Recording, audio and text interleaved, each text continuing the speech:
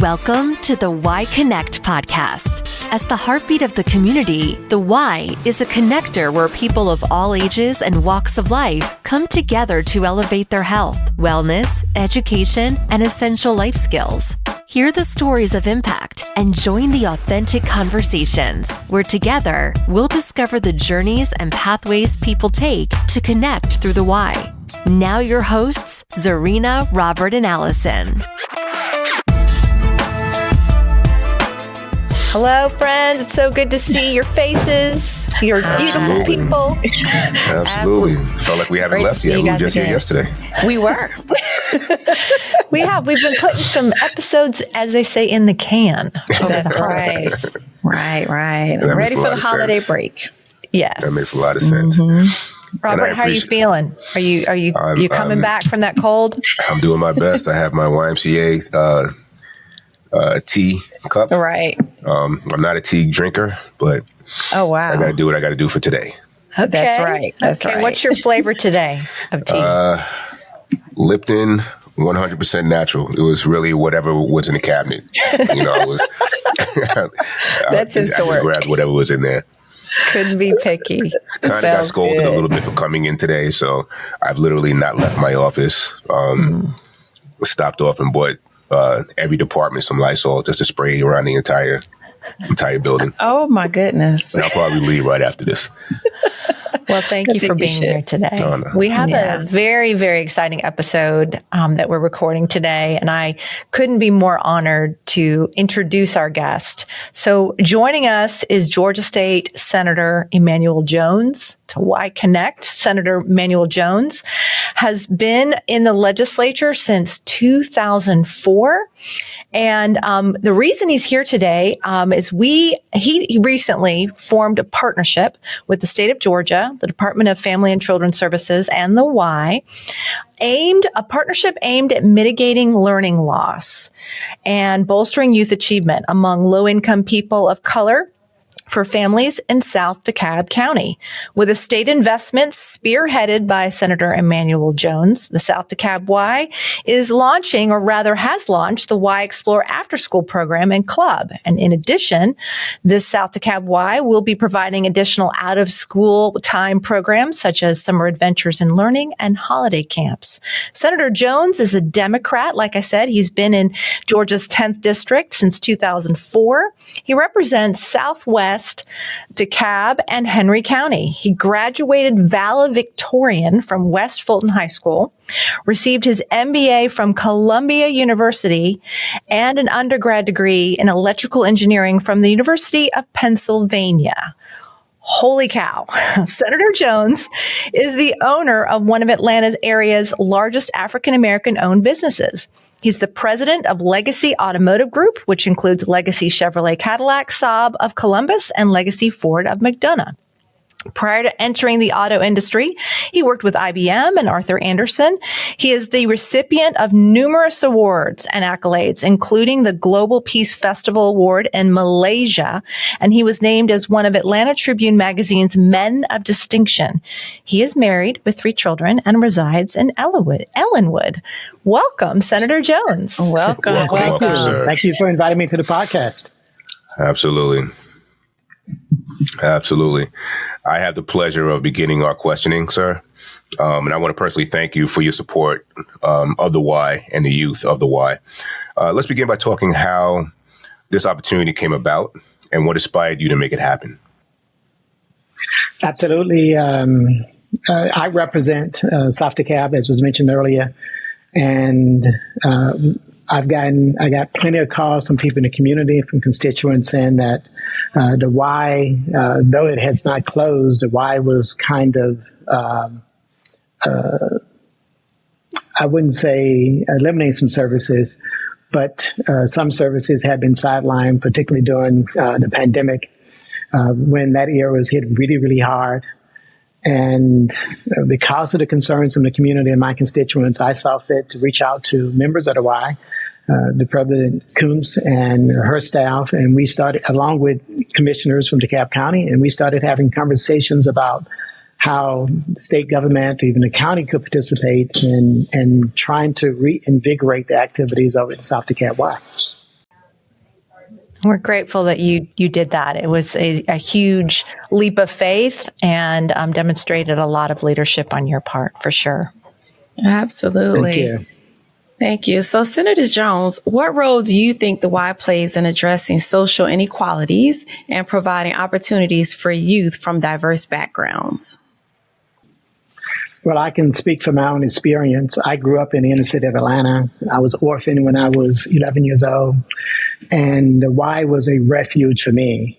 I played recreation ball at Grove Park Recreation Center, and I remember when we practiced down there, we had away games, and those away games was at Butler Street YMCA. And that was when my really first introduction, I'm dating myself now, 50 years ago, plus, with the YMCA. And, I think every person likes telling the story of the first award or the first trophy they ever won. And this is a story I tell often. I hope you all would bear with me, but this just tells you how my career was linked to the YMCA early on in my life. We had a game, an away game that was played at a basketball game. I was three sports when I was in elementary and high school, by the way, and trying to get involved in everything I could. But we had a basketball game, and of course, I had to ride the bus from where I grew up on the Bankhead side of town in the Northwest Atlanta area down to the Butler Street YMCA. And I got there early to make sure, one, I didn't miss the game, and our coaches always insisted on us getting there early. But I got there so early, there was a checker tournament taking place. And I saw fit as a young person, I think I was about 11 or 12 years old, to enter into the checkers tournament for my age group. And lo and behold, I won the tournament. And so the very first trophy I ever won in my life came from the Butler Street YMCA family. And it was that experience. And oh, by the way, I still have that trophy today. So that's when my Y experience started, early on in my life. And of course, since then, I've had an opportunity to work with my pastor, E.W. Lee, who's the director over at Andy and Walter Young YMCA, and members of his staff who I got to know extremely well. My kids, by the way, my three kids that I have, though they're older now, all of my kids went to the South DeKalb YMCA, and they learned to swim over there. They played soccer on the field, although my daughter just wasn't athletic at all. My other two boys were. And it launched their career, of which I'm so proud of my kids, and the impact that the Y had on their lives, and the outdoor events and the trips and things that they took with the YMCA, and the experiences that they had that was critical in their development. And they're doing extremely well today. My oldest son is an MBA at Emory, and he has his own financial business. My middle son is at Harvard Law School after having gotten 2 degrees at Harvard in divinity, and my daughter is in medical school in Portland, Oregon. So the Y launched their career as well, and I'm so thankful for the South DeKalb YMCA and the presence that it had, not just in my life, but in my kids' lives and all of the families in this community that this Y serves. Wow. It really is evident that the Y has been a part of your life since the beginning. And so we're going to come back to that at the very end of this episode. We have a traditional question we'll ask, but we'll hold off on that. You've teased it out quite well. So I have the next question. As a Georgia State Senator, you've had the opportunity to advocate for important causes. How has your background at the Y influenced your approach to public service and the issues you champion? The Y is so important in the development of young kids and ensuring that they have a safe space to go, not just to go to, but to grow to as well. And I think that's critically important. And from my experiences early on as a child to, of course, my experiences later on with my own kids and being elected and representing the community, I knew that the Y was a critical component to the South DeKalb community and the North Henry County community. And I wanted to ensure that kids of all ages, all ethnicities, and certainly from diverse demographic background, and those who did not have the resources, will be able to experience the joy that I got out of serving and participating in Y activities. Nice. Thank you. Yeah. I truly love your story, sir. I really do. In your political career, you've worked on various initiatives related to education and economic development. Could you share some of your proudest achievements in these areas and how they align with your personal values and experiences?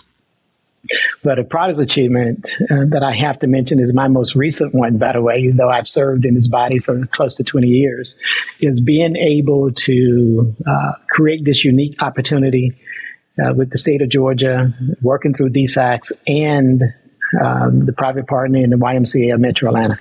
So that's one of my greatest achievements. It was kind of the out-of-box thinking, if you will. And I hope that this would be not just the first, but the first of many opportunities that the state has to participate with other organizations like Metro Atlanta YMCA.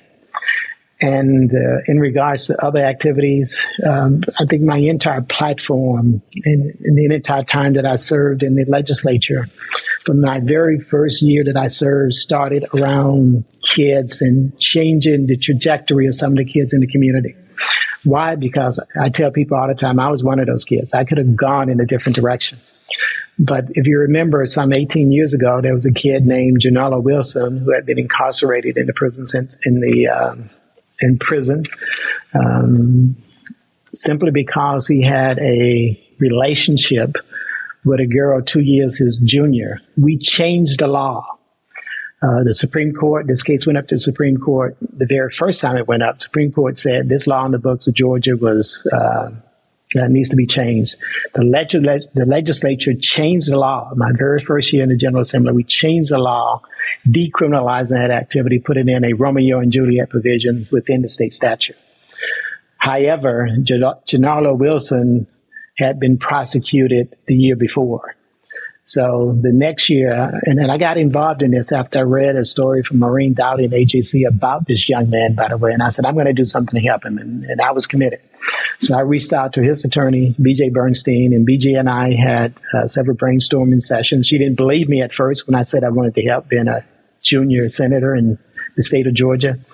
But I was very sincere about it. That second year, I introduced legislation to grandfather kids like Janala Wilson, who had been sentenced under these old statutes. And in my heart, that was only the right and fair thing to do. But I would tell you that it was a very bitter fight. We had marches across the city. Reverend Al Sharpton came down. I remember Reverend Jesse Jackson came down. And that was me for the very first time getting acclimated to that kind of social justice environment, particularly on a much larger stage. And I would tell you, my legislation did not pass, but we didn't give up, and I didn't give up at the legislation failing. The President Pro Tem at the time, Republican Eric Johnson, rallied his troops. Of course, the D's were in the minority, and all of them supported me, and even got a couple of R votes at the time, but it wasn't enough to pass the legislation. But here's what that bill created. It gave BJ an opportunity to request that this Supreme Court hear the case. And they did. And I remember BJ saying to me, Ms. Bernstein said, Senator, your job is to go and make sure you have enough votes on the Supreme Court to pass this legislation.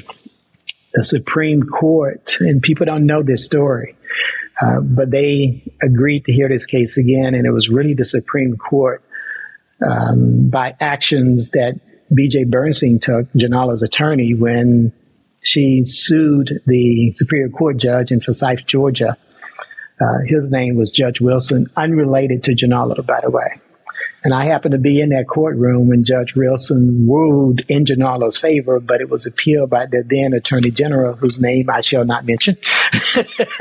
And that ruling is what was forwarded up to the Supreme Court. And the Supreme Court agreed that the law in the books had been cruel and unusual. And that's how Janala Wilson got set free. I was there at the prison, the state prison in Forsyth, Georgia, in the Burr State Prison, when he walked out. And before he walked out, I had a conversation with the warden, and the warden had said, "Senator, why is the state sending good kids down here like that?" And we're one of those good kids. He is like one of my other kids now. He's doing extremely well. He has 3 kids of his own and is working in the system, in the school system in Clayton County, and works at the airport part-time. And he is a great provider, and he's a great kid. And he goes around speaking to other groups. So that's just one of the things that I kind of say I cut my teeth on early on. There was another experience I had where there was a young man, and this is a true story. Now, if I'm being too long, please stop me, and I will cut my responses short. No, it's fascinating. I had an opportunity to, it was Lake Oconee area, and I had a little small place up there I would go to on the weekends. And one weekend I was up and we went to a restaurant, and I think I had my state pin on at the time, and the waitress that was serving us, I struck up a conversation with the waitress, and she just happened to be a white female, by the way, and she shared with me that, wow, I don't think we've had a state senator in this restaurant before. So it was just one of those kind of experiences, and I'm like, well, here's my card. If the state can ever help you, call me. It was one of those numbers. Little did I know that a couple of years later, she would call me. And she said, "Senator Jones, I hope you remember me." And of course I did. She said, "My son is in trouble." She had a biracial kid. He was 11 years old. She told me that this kid, that her son had been arrested. And up in Lake Oconee, all of the kids are there. It's a fishing community built around the lake. Her son had a 2-inch pocket knife, maybe something a little bit bigger. I think it was 2.5 inches in his book bag that fell out. He wasn't trying to use it anyway, and one of the teachers saw it, and the teacher sent the kid to the principal's office because of that knife that he had in his bag. And of course, the principal called the sheriff's department, and you had this 11-year-old kid who they put in the back of a sheriff's wagon and took to a juvenile detention center. His mother was visibly shaken when she called me. When I spoke to her, and she shared what had happened. And I, of course, happened to be in session at the time, and I said, I'm going to do something. And Governor Perdue was our governor at the time. I've only served under Republican governors, by the way. And I introduced legislation that changed the state statute. And there was one word that I changed in the state statute in regards to weapons on school campuses in classrooms. I inserted the word intent. Georgia had all these zero tolerance laws on the books, and there really was zero tolerance. But now there's zero tolerance. It no longer exists unless there was intent on one of the students to do harm. And by inserting that one word, this legislation passed unanimously in the General Assembly with both Republicans and Democratic support. And Governor Perdue signed it into law. And I was one of the pictures on my wall in my office today is that picture I took with this young man and his mother at the signing ceremony in Governor Perdue's office. So I changed the zero tolerance laws. I've gotten countless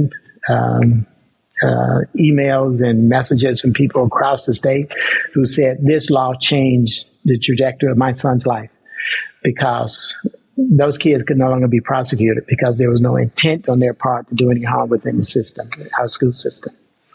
So those are just some of the bills that I've worked on early on in my career, and I like to think I'm still doing the same work today. A real champion, champion of youth and common sense. Thank you. Thank you. Yeah, thank you. I love that. Yes, thank you for sharing that. So, Senator, many young people face challenging circumstances growing up. What advice would you give to those who may be going through similar hardships today based on your own experiences? We got to remind all of our young kids that they never, ever can give up, nor should they ever, ever lose faith, by the way. And when I talk to young people, particularly those that have gone through some adversity, and I tell them this too shall pass. Of course, when you're younger, you don't realize that because your world is so much smaller. Of course, as I got older, I realized how true that is, by the way. And, adversity builds character, and it built character in my life. Certainly, being orphaned at 11, being raised by an aunt and my older sister, by the way. When I graduated high school, I was living with my older sister. There was a lot of opportunities where I had to go in a different direction. But I never gave up. I never ever stopped working. And you can't ever not believe in a higher authority and prayer, and you certainly got to believe in the wise counsel of those that are near and around these kids, which is why this why experience is so critical. Kids have those good role models around them, being surrounded by the experiences that are provided by the why. You take a child out of their normal environment, say, for example, in a low-income home, and you expose them to something completely different in an outdoor learning enrichment activity. And I know it's an eye-opening experience because it opened my eyes to the world and so much more. I have to ask you, what was it like to be 11 years old and to be an orphan? I mean, tell us about that experience. What was that like? It was kind of surreal.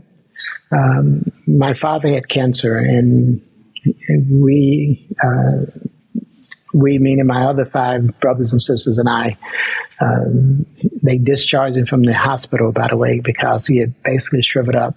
And I made the mistake of walking into their bedroom when my mother was caring for him one day, and he wasn't the man that I knew as my father, and I prayed that God would call him home. But that's just the power of prayer, and shortly thereafter, my father did pass. But the legacy that he left with us is critical and important because those formative days of my life, my father and my parents owned their own home over on Bankhead Highway and Baker Road. We still own that home today, by the way. I have the original deed that they purchased in 1962. And if you know anything about Atlanta, that was a turbulent time in the city.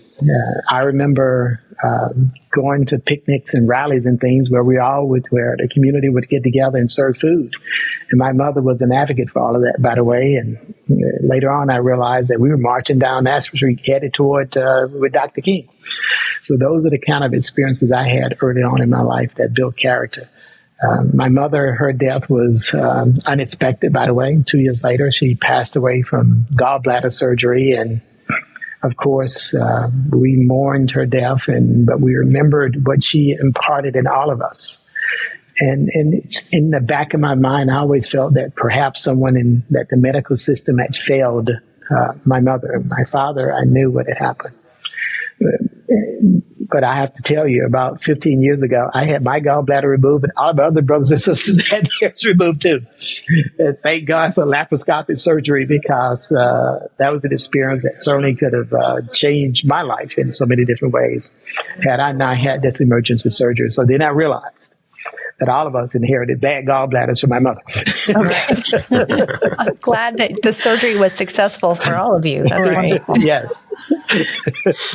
Thank you for sharing. Truly. Senator Jones, I want to take a moment to give you your flowers now. I think too often we don't take that moment, don't take that time to recognize and acknowledge those who are doing great work within our community. I think too much focus is on negative stereotypes, just negative energy that's permeating throughout the city, permeating throughout the world.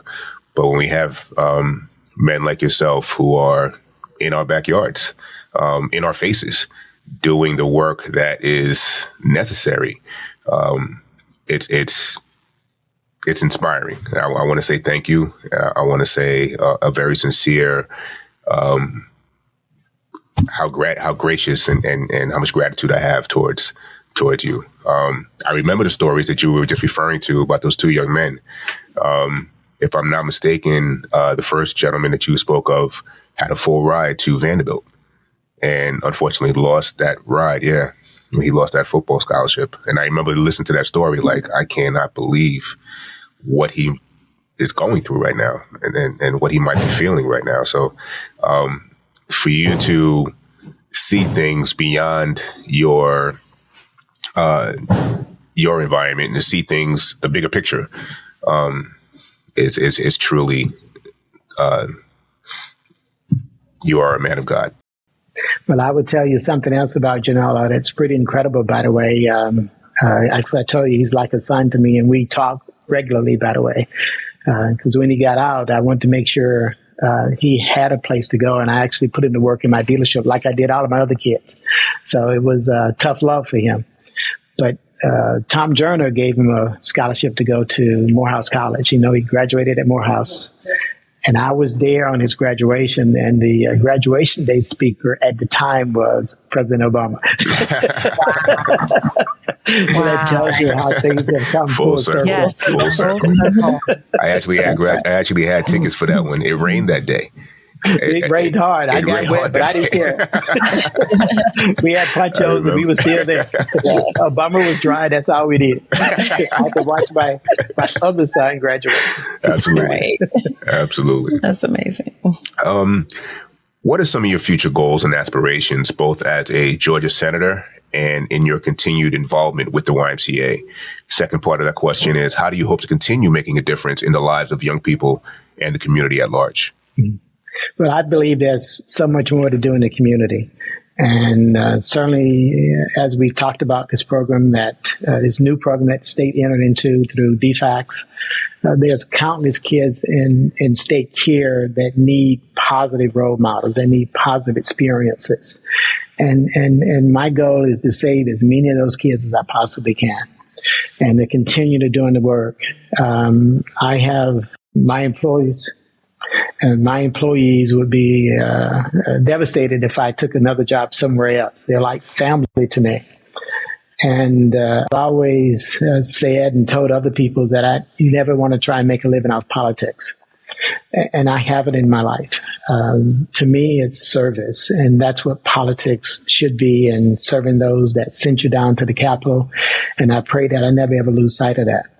My business has afforded me an opportunity to send my kids to some of the best schools in the country and to continue to provide in the community on a much larger scale. That's what I intend on continuing and doing, but there's always opportunities.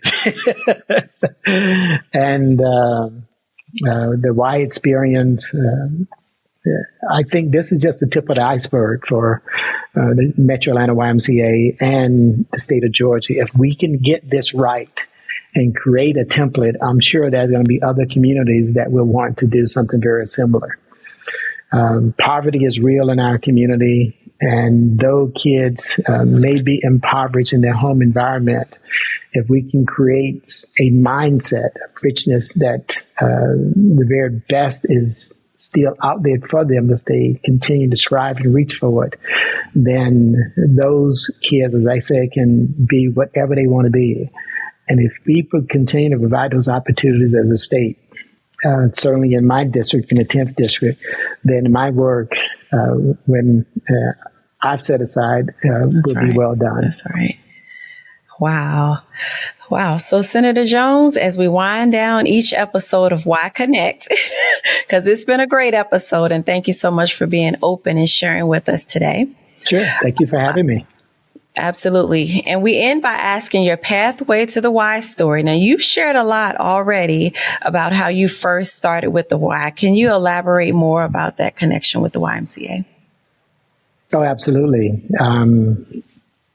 When you have those positive impressions early on in your life, and the Butler Street YMCA was a place of refuge for all of us that lived over in that northwest side of town, in that Bankhead, Baker Road area where I grew up. And from there, when I left in the city and ventured up north for college, as you all had mentioned earlier, I always wanted to come back to Atlanta and be able to share some of the things that I've learned. And some 30 years ago, I joined Shiloh Baptist Church in McDonough, Georgia, and it just so happens Reverend E.W. Lee just happened to be my pastor, who was also went on to become the director of the Andy Walter Young YMCA. So that pastor kept me tied into that Y experience through his work. And of course, I visited his facility on a number of occasions, and pastor was always keen to make sure that we give back. So contributions were made. And that's always been there. And those relationships are still there. From my kids, as I've shared with you earlier, I wanted to make sure that my kids had that same experience. My oldest son had an opportunity through the Andy Walter Young YMCA to travel to Alaska. It changed his life.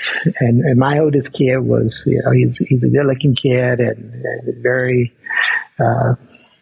very opinionated like his father, and very, very intelligent, by the way.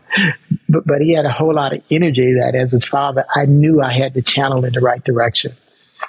And it was a last moment invite, and I said, "Son, you're going."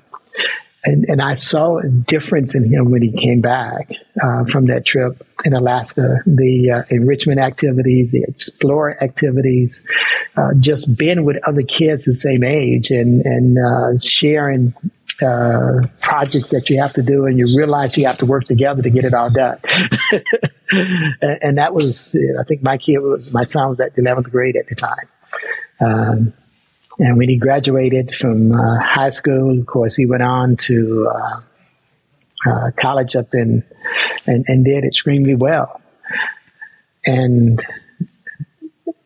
But that wasn't enough just for my three kids. I wanted a whole bunch of other kids that whose parents had elected me to represent them to have that same experience. Which is why when Commissioner Johnson and CEO Michael Thurman and I sit down and talked about how can we help South DeKalb YMCA. And the Y, as you know, has deep roots in DeKalb County.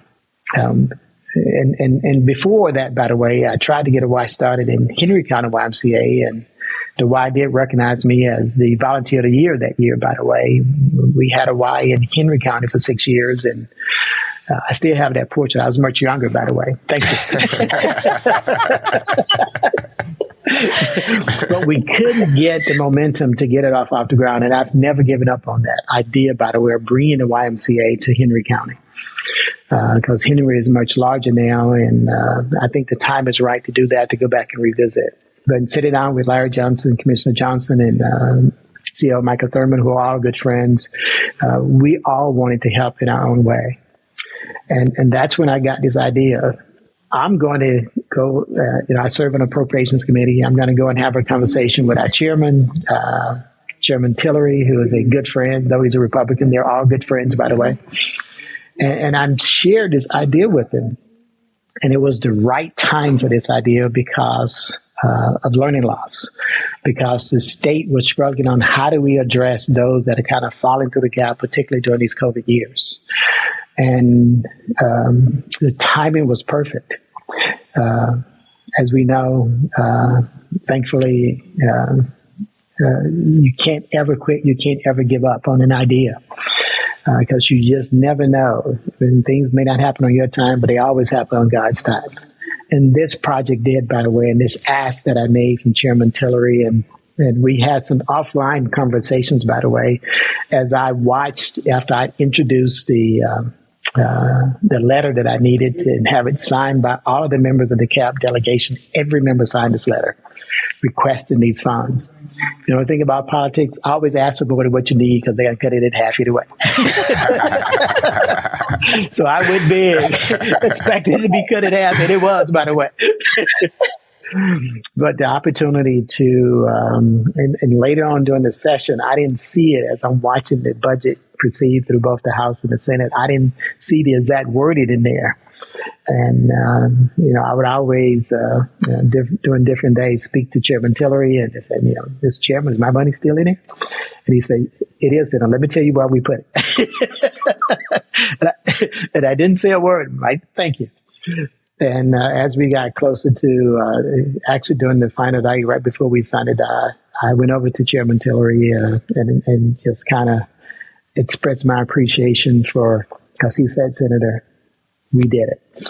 Those funds being left in the state's budget.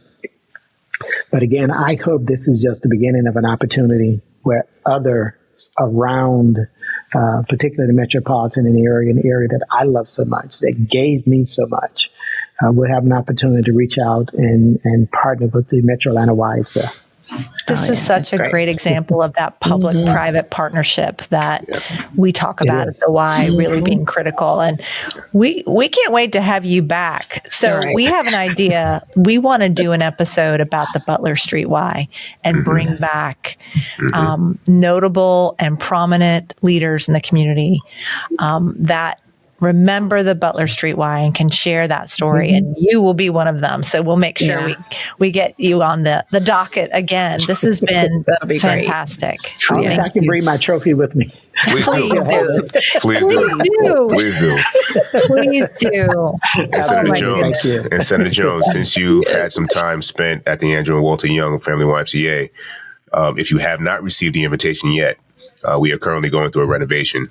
And when it's all said and done, I would love for you to come back and see what it has become from what you remember. Absolutely. Thank you for the invitation. And I do accept, by the way. And the Ambassador Young is an amazing, amazing individual. And thank God he's still here with us. And he had an opportunity to visit my home.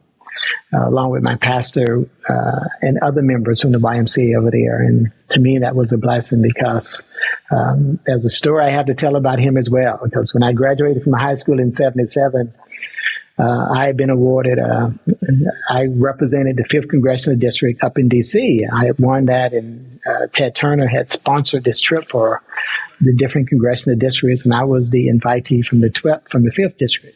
Except, President Carter had appointed him as ambassador at the time. and I didn't have a chance to meet my congressman. I spent time with Congressman Leviticus at the time, whose son served in the General Assembly. So there's so many stories like that. But since that time, Ambassador Young came to the Capitol last year, unbeknownst to us, by the way. And I took a moment of personal privilege to tell that story about how he impacted my life early on. Wow. Yes. That's fantastic. Yeah, he is such a treasure in our community throughout the world. We're really lucky that we get to claim him in Atlanta because he is a worldwide figure. And we have plans to bring him on as well. So lots of plans. Absolutely. Thank you so much for joining us today. This has been... You're so very welcome. Thank you. Such an honor. Yep. You take care. The honor is mine. Thank you. Thank you for listening to the Y Podcast. To continue the conversation or to find your closest Y, please connect with us at ymcaatlanta.org and sign up for our newsletter, Healthy Together. Yeah!